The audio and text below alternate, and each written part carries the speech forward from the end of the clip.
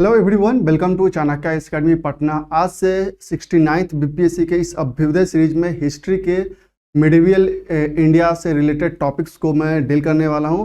आज से हमारा यह जो सेशन है वो मिडिवियल हिस्ट्री स्टार्ट होगा और हमारा जो आज का फर्स्ट टॉपिक है जिस मध्यकालीन भारत के इतिहास में वह है एज ऑफ 3 एम्पायर्स।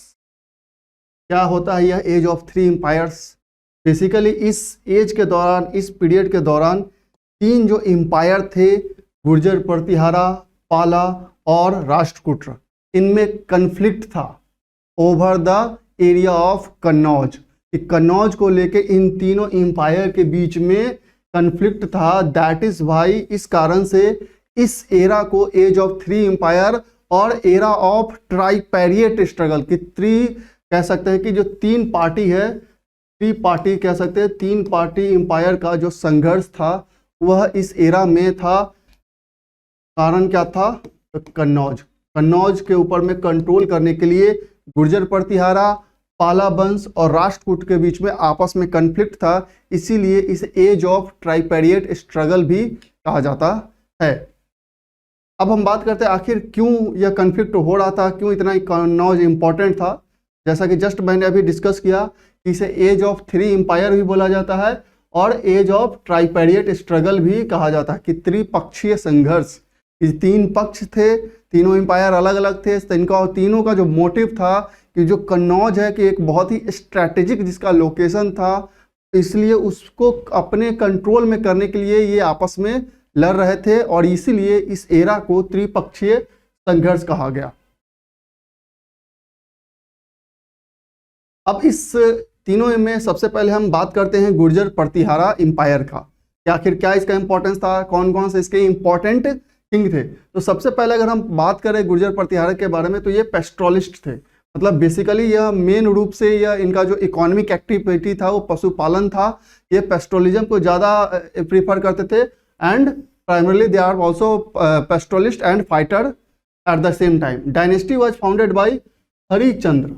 ये जो गुर्जर प्रतिहारा डायनेस्टी है उसके जो फाउंडर थे वो हरिचंद्र थे, जो कि इस डायनेस्टी को जोधपुर और साउथ वेस्टर्न जो राजस्थान है उस एरिया में इसका फाउंडेशन किए थे।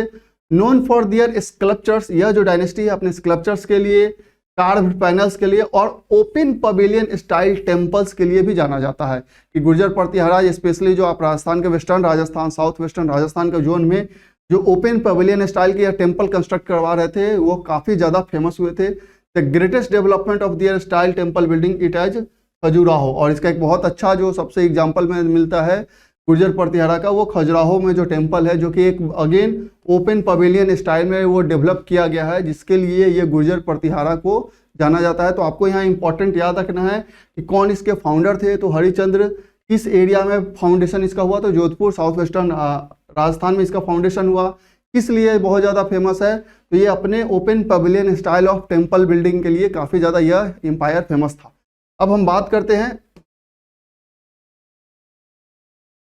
कुछ इसमें इंपॉर्टेंट आपके ड्रामेटिस्ट थे, पोएटिस्ट थे। Sanskrit and dramatist poet Rajashekhar lived in the court of Mahipal, a grandson of Mihir Bhoj. यह उसी महिपाल के कोर्ट में राजशेखर, जो कि एक बहुत बड़े संस्कृत के स्कॉलर थे।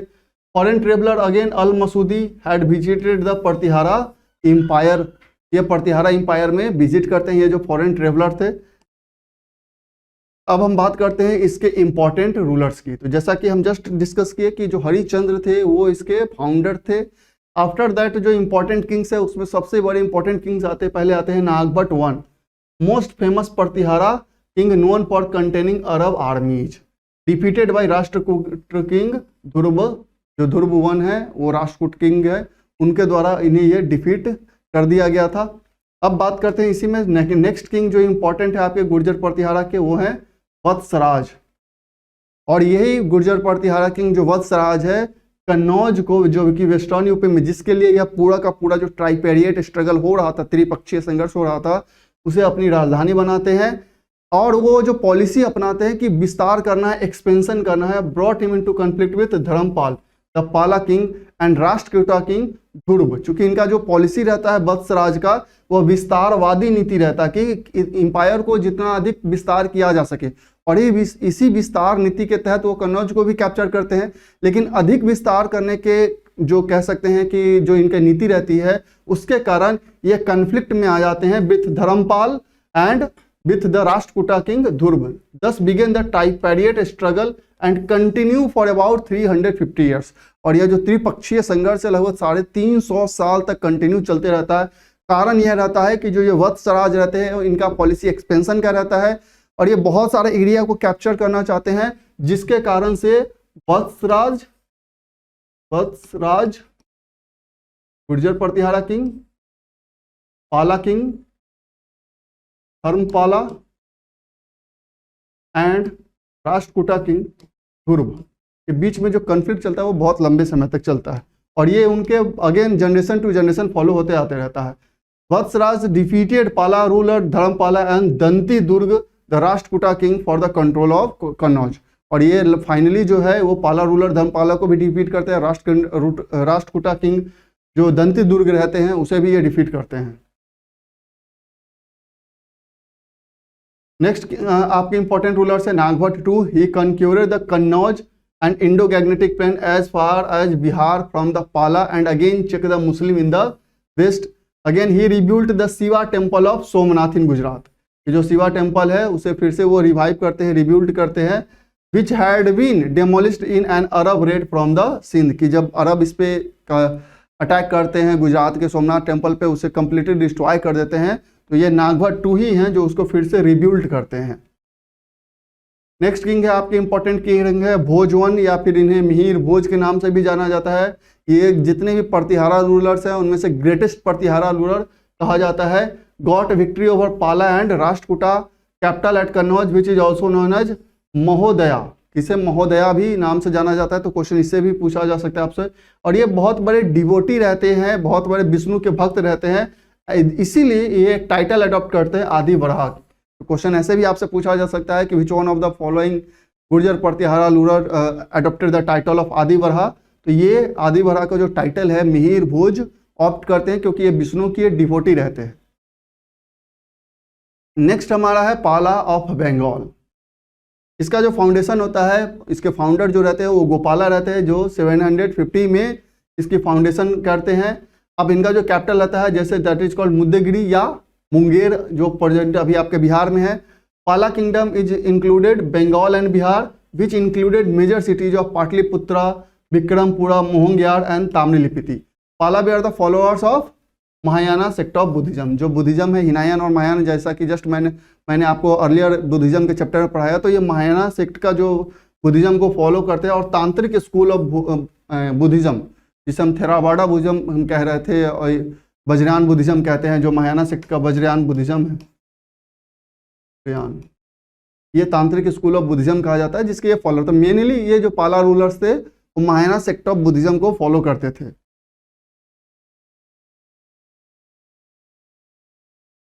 अब ये जो पाला पीरियड है वो बंगाल के हिस्ट्री में इसे गोल्डन पीरियड के नाम से भी जाना जाता था कि पाला स्वर्ण काल जिसे कह सकते हैं, कि बंगाल के इतिहास में यह स्वर्ण काल माना जाता था।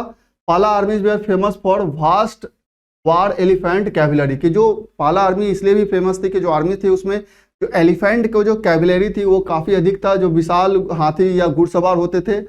अरब मर्चेंट सुलेमान हैड विजिटेड पाला किंगडम, और इसी पाला किंगडम में जो अरब मर्चेंट थे सुलेमान वो आते हैं, विजिट करते हैं। और इनका मेन पर्पस जो पाला किंगडम का कह सकते हैं जो ट्रेड है वो आसपास के जोन में जो उनका इंटरनेशनल ट्रेड था वो काफ़ी था और अरब के साथ उनका काफ़ी अच्छा रिलेशन था। Pala power were destroyed by the Sen dynasty rule Vijay Sen.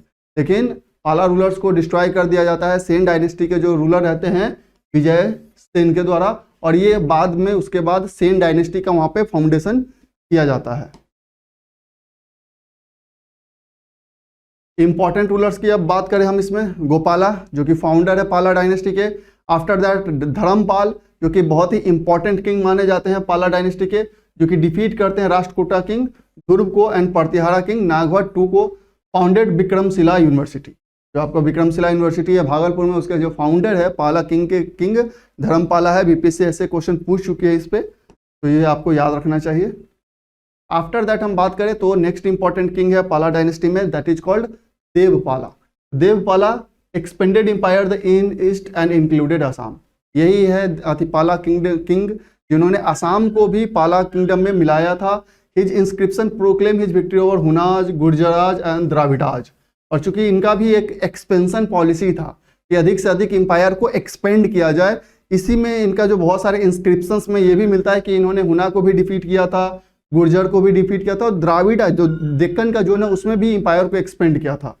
His court poet was Buddhist scholar वज्र दत्त, ऑथर ऑफ लोकेश वर्षकता। ये जो इनके बहुत बड़े एक स्कॉलर थे, इनके कोर्ट में जो विद्वान थे वज्रदत्त, जो कि लोकेश्वर शतक के लेखक थे। बेसिकली ये उनका एक अपना क्रिएशन था।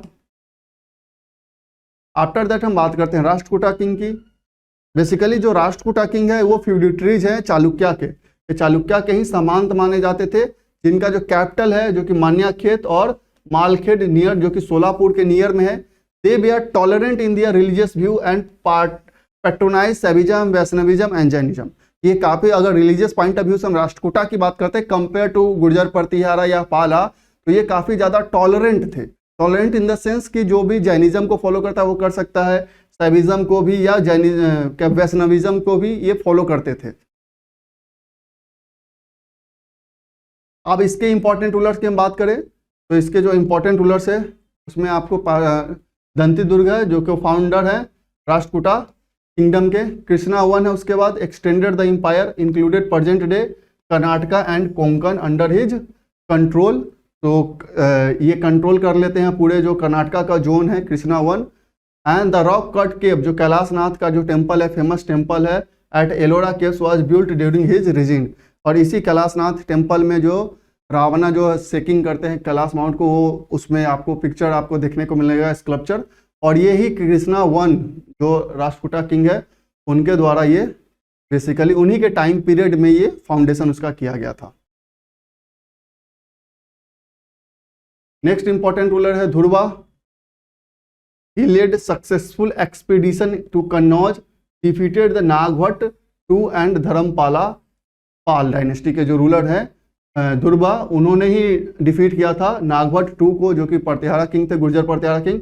एंड धर्मपाला जो कि फाउंडर भी थे विक्रमशिला यूनिवर्सिटी के, जस्ट हमने डिस्कस किया, उसे डिफीट करते हैं in the battle of Kannauj. Next important king है आपके Amogha Varsha, also called south of Ashoka. Ashoka of south के नाम से भी जाना जाते हैं। And build his capital a city at Manyakheta. He wrote Kavirajamarga in Kannada and Prashnottara Ratna मल्लिका इन संस्कृत। मतलब ये दो इनका अपना क्रिएशन रहता है। जो कवि राजमार्ग है वो कन्नड़ भाषा में लिखते हैं और प्रश्नोत्तर रत्न मालिका जो कि संस्कृत लैंग्वेज में लिखते हैं। बेसिकली ये जो फॉलोअर रहते हैं वो जैनिज्म को फॉलो करते हैं और इसीलिए ये अपना दो क्रिएशन करते हैं, कवि राजमार्ग एंड परसोत्तना रत्न मालिका। तो ये था आपका ट्राइपेरिएट स्ट्रगल के बारे में। इससे बहुत बीपीएससी बहुत ज़्यादा क्वेश्चंस तो नहीं पूछती है, लेकिन अगर क्वेश्चन पूछेगी तो आपको यहाँ से डील ये आसानी से हो जाएगा। तो आज इस सीरीज में हम कंटिन्यू कुछ हमारे जो वीडियोज आने वाले हैं वो मिडाइवल हिस्ट्री से रिलेटेड होंगे। आफ्टर दैट हम मॉडर्न हिस्ट्री जो कि एक मेजर सेक्शन होगा आपके लिए, उसको हम फोकस करेंगे। तो दैट्स ऑल, थैंक यू।